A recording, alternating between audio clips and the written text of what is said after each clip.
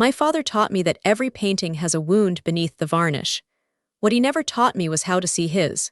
He would stand in his studio, the loft on Green Street with the windows that faced the river and the light that turned everything gold at 4 in the afternoon, and he would hold his brush like a weapon. Not like a tool. Like something he was defending himself with.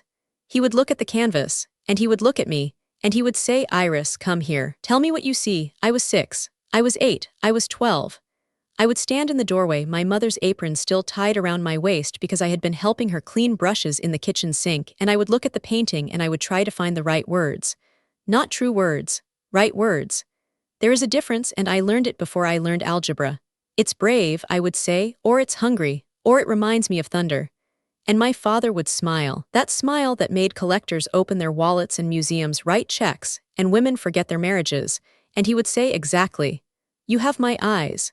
He meant that I belonged to him, that my vision was a branch of his tree, a tributary of his river. He did not mean that I could see. He meant that I could see what he wanted me to see. I am Iris Voss. I am 41 years old. I am the most feared art critic in New York City. Though feared is a word the profiles use because accurate sounds too much like a compliment they are afraid to give me. I have ended careers with 500 words. I have watched grown men, artists who screamed at gallery owners and threw wine at collectors, cry in bathroom stalls after reading my reviews. I have been called cruel, cold, a destroyer of dreams. I have been called worse by better people. What no one knows is that I am also the daughter of Leonard Voss. The Leonard Voss, the man who is about to have the largest retrospective of any living American painter at the Museum of Modern Art. The genius, the visionary, the father who taught me that art is truth, and then spent my entire childhood proving that he did not know what truth looked like. Welcome to Little Bunny Stories. If you are new here, my name is Iris, and this is the place where we talk about the families that manufacture our myths, the fathers who sign their names on other people's souls, and what happens when the daughter they trained to be a mirror turns out to be a lens. If you have ever been told you have someone's eyes and spent your life trying to figure out if that was a gift or a sentence, stay, subscribe, because the story I am about to tell you is not about revenge. It is about attribution. It is about giving credit where it has been due for 30 years. Here's my story. My mother was a painter too. This is the part that gets left out of the biographies, the documentaries, the coffee table books with the heavy paper and the breathless prose. Helen Voss. Helen Marsh before she married him, before she became an accessory to his legend, before she became the woman who supported his early work and then tragically disappeared when I was 14. I remember her hands. She had long fingers, stained with turpentine and cadmium yellow, and she would hold my face between them when she tucked me in at night, and she would smell like linseed oil and the lavender soap she used to get the paint out from under her nails. She would say, "Iris, close your eyes. What color is love?" And I would say, "Yellow." And she would laugh, that sound like glass bells, and she would say, "Good. Now don't forget." I don't know when my father started hitting her. I know that by the time I was old enough to notice the bruises, I was already trained not to notice them. She wore long sleeves. She stopped going to his openings. She said she was tired under the weather, working on something new. She said it with a smile that did not reach her eyes, and my father would put his arm around her shoulder and squeeze, and I would see her flinch, a movement so small it could have been a blink, and I would tell myself it was nothing. He hit her when the work wasn't going well. He hit her when a review was mixed. He hit her when she sold a piece at the small gallery in Brooklyn that still showed her, back when she still tried to have a career of her own. He hit her when she looked at him with something other than adoration, when she offered a suggestion about a composition, when she mentioned that she had been painting too in the basement while he was sleeping. Helen's little hobby, he called it. To collectors, to curators, to me. She dabbles, it's cute. But she knows where the real talent is. My mother would look at the floor, she would nod. She would say, "Yes, Leonard," and I would hate her for it. I would hate her for being small, for being quiet, for not fighting back, for not taking me and leaving. I did not understand then that leaving was not an option he had given her. I did not understand that the door was locked from the outside. I was 14 when she disappeared. It was November, the week before Thanksgiving. The air smelled like snow that hadn't fallen yet, and my father was preparing for a show at a gallery in Chelsea, his first major solo exhibition. He was nervous, which meant he was drinking, which meant he was dangerous. I came home from school and the house was silent, not empty silent, held breath silent. My father was in the studio, standing in front of a canvas I had never seen before, a large piece, 6 feet by 8, all blues and grays and a single slash of red that looked like a scream. "Where's Mom?" asked. He did not turn around. Gone where? She left us, Iris. She met someone, a man from her past. She packed a bag and she left a note. She's not coming back. I stood in the doorway of his studio, the same doorway where I had stood 1,000 times, and I felt the floor tilt under my feet. She wouldn't do that. She wouldn't leave me. She did. He turned then, and his face was dry, no tears, no grief, only a kind of grim satisfaction. She was never strong. Yes, you know that. You saw it. She couldn't handle the life. She couldn't handle being my wife. And she certainly couldn't handle being your mother. He crossed the room. He knelt in front of me, his hands on my shoulders, his breath smelling of bourbon and turpentine. But we have each other, and we have the work. That's what matters. That's what lasts. I looked at the painting behind him. The new one, the blue and gray and red. And even then, even in the shock of my mother's disappearance, I felt something wrong about it. It was beautiful, yes, it was powerful, but it did not smell like him. It smelled like her, like lavender and linseed oil. "Did you paint that?" I asked. He smiled. "Of course I did. Who else?" I did not believe him. But I was 14 and my mother was gone, and my father was the only parent I had left, and I needed him to be the genius he claimed to be, so I swallowed the doubt. I buried it deep, in the same grave where I buried my love for my mother, because loving her meant admitting she had abandoned me, and I could not survive that admission. Not then. I became my father's daughter, his critic, his companion, his witness. I learned to say the right words about his work. I learned to spot the forgeries that other critics missed, the pieces that were lesser Voss, the ones where his hand hesitated. I developed an eye so sharp it could cut glass, and I used it in service of his legacy. I wrote essays about his uncompromising vision. I gave lectures about his brutal honesty. I stood at his side at openings and smiled while collectors told me how lucky I was to be his daughter. And all the while, I never painted. I told myself it was because I had no talent. I told myself it was because I preferred words to images, analysis to creation. But the truth was simpler. The truth was that every time I picked up a brush, I smelled my mother's hands. And the grief of that smell was too large to hold. I became a critic because it was the only way to be near art without making it. I could stand in galleries and dissect the work of others, measure their failures and their triumphs, assign value with the confidence of someone who had grown up inside the machine. I was good at it. I was vicious at it. I earned my reputation with blood, though never my own. By the time I was 35, I was writing for the New York Tribune, the most influential art section in the country. By 38, I had a column. By 40, I had destroyed enough careers that young artists trembled when I walked into their openings. My father was proud, or rather, he was pleased. Pride implies a warmth he had never possessed. He was pleased because my reputation reflected on him. Because when people called me ruthless, they were also calling him the standard against which ruthlessness was measured. "You're the only one who sees," he told me once, at a dinner in his honor. "Everyone else flatters me. You actually understand."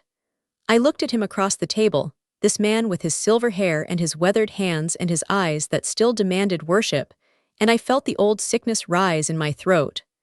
The sickness of knowing that I had built my life on a foundation of lies, and that the foundation was cracking, had always been cracking, and I had just learned to walk very carefully so I would not fall through. "I understand," I said, and I did. I understood that he was a thief wearing the mask of a god and that I had been polishing the mask. The retrospective was announced 6 months ago. Leonard Voss, the American Sublime. A full-floor exhibition at MoMA, 50 years of work, the definitive statement on post-war American painting. The catalog would be 400 pages. The opening would be black tie. The critics were already calling it the event of the decade. My father called me the night the announcement went public. "I want you to write the catalog essay," he said. Not asked. Commanded. "I don't write catalog essays," I said. "I write reviews. This is different. This is history. I want your voice on this, Iris. I want people to know that you stand with me." I looked out the window of my apartment, the view of the river that I had paid for with words that cut, and I felt the trap close around my ankle. "I'll think about it." "Don't think," he said. "Decide. You're my daughter. This is your legacy too." I hung up. I poured a drink.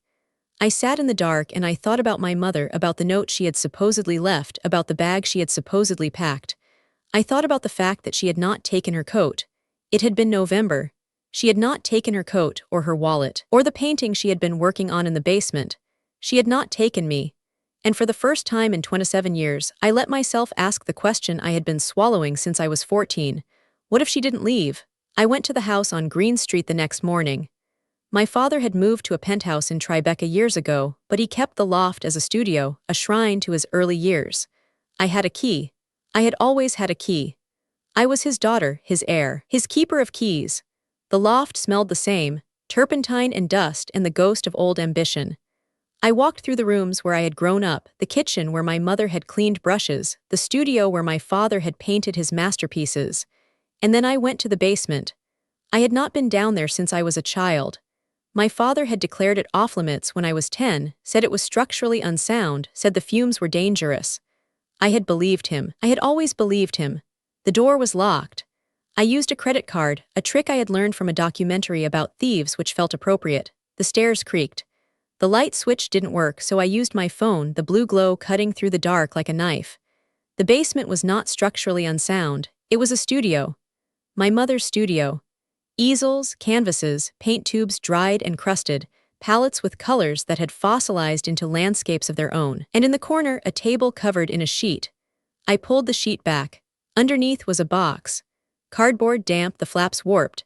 Inside were canvases, dozens of them, small, medium, large, all signed in the corner with the initials HM, Helen Marsh, Helen Voss, my mother. I pulled them out, one by one, my hands shaking so badly I could barely hold them. Landscapes, portraits, abstracts. A series of self-portraits where her face changed from young to old, from hopeful to hollow. They were extraordinary. They were better than my father's early work. They were the work my father's early work had copied. I laid them on the floor. I took out my phone. I photographed everything, and then I saw it. The large canvas, the one from the back of the box, the one that had been hidden behind all the others. 6 feet by 8, blues and grays and a single slash of red. It was the painting. The one my father had shown me the night my mother disappeared, the one he had claimed as his own. Here it was, signed HM, dated 2 months before she vanished, with a note pinned to the back in her handwriting, for Iris, so you will know I was here. I sat on the concrete floor of my mother's hidden studio, surrounded by her stolen life, and I wept. Not the silent tears of the critic, the controlled grief of the professional. I wept like a child, like the 14-year-old girl who had been told her mother didn't love her enough to stay. I wept for 27 years of swallowed doubt, of polished masks, of being the good daughter to a bad man. And when I was done, I wiped my face. I put the canvases back in the box. I carried them out of the house, one by one, and I loaded them into my car. I drove to a storage unit I rented under a false name. I locked them inside. And then I went home and I began to plan. Not revenge, attribution, the difference matters. The next 2 months were a study in archaeology. I hired a private investigator, a woman named Samira who specialized in missing persons and had no patience for the art world. I gave her my mother's name, her last known photograph, the date of her disappearance. I told her to find the truth, whatever it cost, whatever it took. I researched my father's career. I went to archives, to libraries, to the basements of galleries that had closed decades ago. I found the early reviews, the ones from before I was born, when Leonard Voss was promising but uncertain, when critics said his work lacked emotional depth and compositional confidence. And then, in 1982, there was a shift. A series of paintings, 6 of them, that appeared in a small show in the East Village. The critics called them a breakthrough. They said Leonard Voss had found his voice. I found photographs of those 6 paintings. I compared them to my mother's work. They were copies. Not exact, my father had changed the colors, altered the scale, added his signature flourishes, but the bones were hers. The structure, the wound beneath the varnish. I found gallery owners who remembered my mother. One of them, an old man named Reuben who ran a space in Soho in the 80s, told me over coffee that Helen Marsh had been the real thing, that her work had a violence and a tenderness that Leonard never possessed, that she had been preparing for a solo show in 1983, right before she married Leonard, and that after the wedding she had stopped coming to the gallery. He didn't want her to show, Reuben said. He told me she was taking a break. But I saw her once, about a year later. She had a bruise on her face. She said she walked into a door. We both knew she didn't. I found the detective's report on my desk one Tuesday in March. Samira had done what the police in 1996 had failed to do. She had found the man, the someone from her past my father had invented. His name was Thomas Marsh. He was my mother's brother. He had died in 2004, but before he died, He had given a statement to a lawyer. A statement about the phone call he received from my mother on November 14, 1996. The call where she said she was afraid. The call where she said Leonard had found her studio. The call where she said, "If anything happens to me, tell Iris to look in the basement." The lawyer had kept the statement, waiting for someone to ask. No one ever had, until me. I read the report 3 times. I sat in my apartment, the river outside my window, the city humming with a life I no longer felt part of, and I understood what I had to do. Not for revenge, for attribution. For my mother, who had painted in secret and died in silence and left me a box of evidence that I was only now brave enough to open. I called MoMA. I told the curator, a nervous man named Philip who had been trying to befriend me for years, that I would write the catalog essay.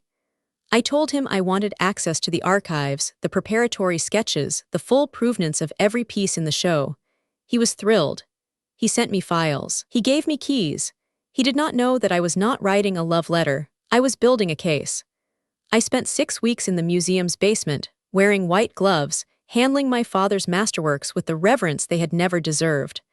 I found the sketches underneath the paint, the pentimenti, the ghostly outlines of my mother's compositions showing through his top layers. I found the journal entries, his handwriting, where he wrote about Helen's interference and the need to silence her before she ruins everything. I found the receipts for the storage unit in New Jersey where he had kept her work for 20 years, paying cash, hiding the evidence in plain sight. I copied everything. I photographed everything. I built a file so thick it could stop a bullet, and then I wrote the review. It was not a catalog essay. I wrote that too, a bloodless piece of praise that would sit in the book and age badly, a monument to my father's ego and my own complicity. But the review was something else.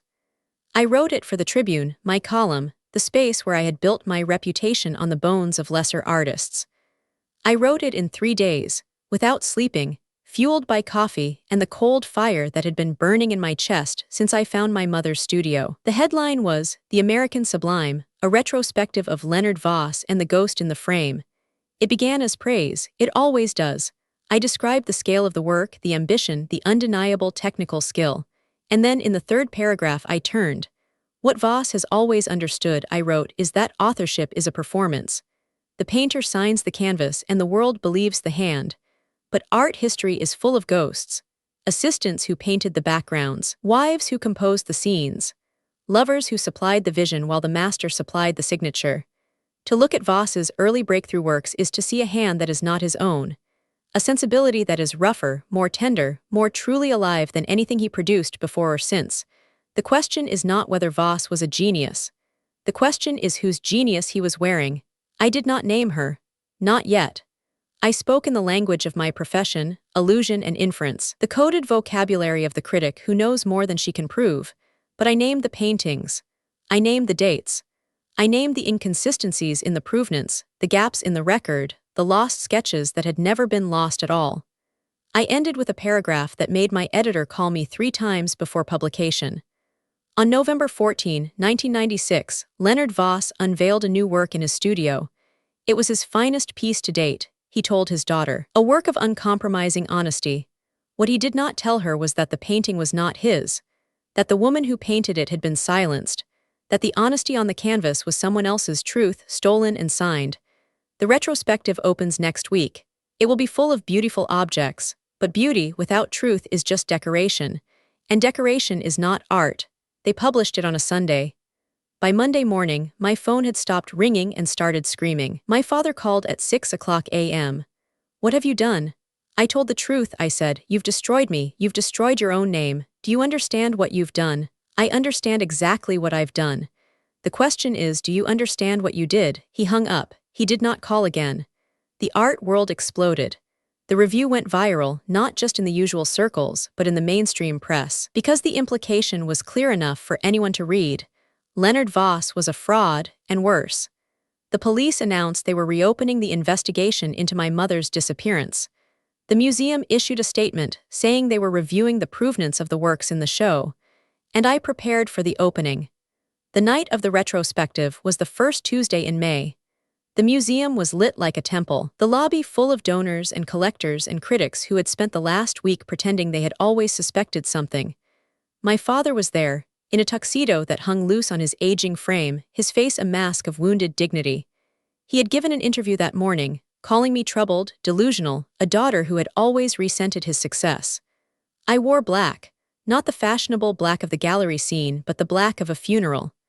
I arrived early, with a team of movers I had hired in secret. They carried a crate into the main gallery, the one where my father's largest canvas was supposed to hang. The blue and gray and red. The one he had stolen from my mother the night she disappeared. I had the museum's permission. Not officially, Philip had refused my request, horrified. But the board, faced with the scandal and the evidence I had leaked to the press, had quietly agreed to let me make a statement. They did not know what the statement was. They thought it might be an apology. They thought wrong. At 7:00 p.m., the doors opened. The crowd flowed in, champagne in hand, murmuring about the review, the scandal, the drama. I stood in the center of the gallery next to the crate and I waited. My father saw me. He crossed the room, his face purple with rage, 2 security guards trailing behind him. "Get her out of here," he said to Philip. "She's not welcome." "She's welcome," said a voice from the doorway. Samira, my investigator in a dress that looked like armor. The board invited her, and so did the NYPD. My father stopped. What? But I was already moving. I signaled the movers, they opened the crate. And there in the center of the gallery where Leonard Voss's masterpiece was supposed to hang was my mother's painting. The original, the blue and gray and the single slash of red. Beside it, a plaque I had commissioned, Helen Marsh Voss. For Iris. Oil on canvas, 1996. This work was painted by the artist in the basement studio of the Green Street loft, 2 months before her disappearance. It was stolen by Leonard Voss and presented as his own. Helen Voss has been missing since November 14, 1996. If you have information about her disappearance, please contact the NYPD. The room went silent. Then the cameras started. Flash, flash, flash. The sound of her reputation dying in real time. My father lunged at the painting. He screamed, a sound I had never heard from him, animal and broken. The security guards held him back, not my guards. Museum guards acting on instructions they had received an hour ago, instructions that came from a board that had decided to save itself by sacrificing him. I stepped onto the small stage that had been set up for speeches. I took the microphone. The crowd stared. Hundreds of eyes, the eyes I had spent my life learning to read and judge and dismiss. I was asked to say a few words tonight, I said, and my voice was steady, the voice of the critic, the daughter, the woman who had finally learned which of her father's lessons to keep and which to burn. About my father's legacy. About his place in American art. But I am not going to talk about Leonard Voss. I am going to talk about Helen Voss, my mother. I reached into my pocket. I pulled out the letter. The one I had found in the box, the one she had written to me 2 days before she disappeared, the one my father had hidden with her canvases. I unfolded it. The paper was thin, fragile, stained with time and turpentine.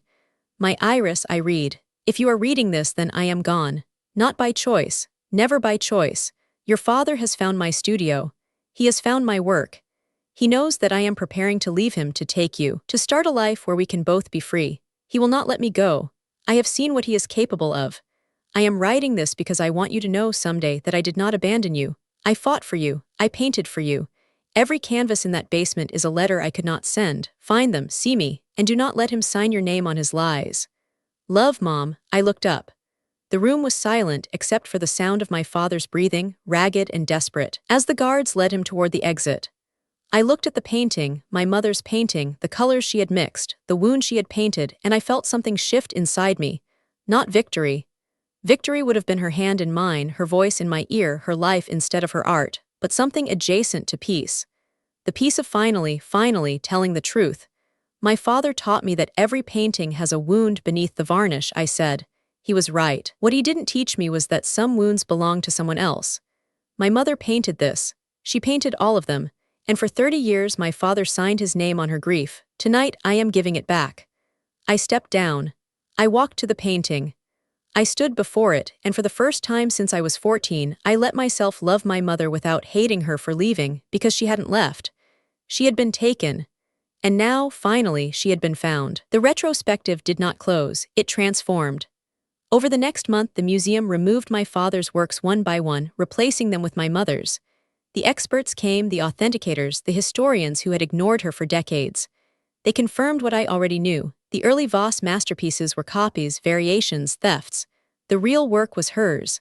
Leonard Voss was arrested, not for murder, the evidence was circumstantial, the body never found, but for fraud, for forgery, for decades of financial crimes related to the sale of misattributed works. His legacy collapsed like a house of cards in a hurricane. The books were pulped. The documentaries were recut. The collectors who had paid millions demanded refunds. My mother was declared legally dead. We held a memorial in the museum, in the gallery that now bore her name. I spoke. I did not cry. I told the truth about her work, her courage, her silence. I told the truth about what it means to be seen and to be erased, and how the two can happen in the same room at the same time by the same hand. I published a book. Helen Marsh Voss, The Work and the Life. It included every canvas from the basement, photographed in light that did not flatter or distort, only revealed. It included her letters, her sketches, her recipes for colors she had mixed herself. It included my review, reprinted in full, the last review I would ever write. I quit my job at the Tribune. I had spent my career measuring the value of other people's wounds. I was tired of being the one who judged. I wanted to be the one who made. I rented a studio, not the loft on Green Street, that was sold to pay the legal settlements, and I did not want it anyway. A small space in Brooklyn, with windows that faced a brick wall and a radiator that clanked, and a floor stained with the paint of 100 strangers. I bought brushes. I bought canvas.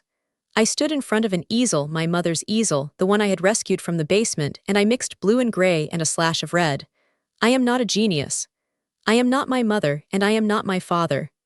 I am a woman who spent 41 years learning to see, and who is now, finally, learning to make. My paintings are small, they are uncertain, they are mine.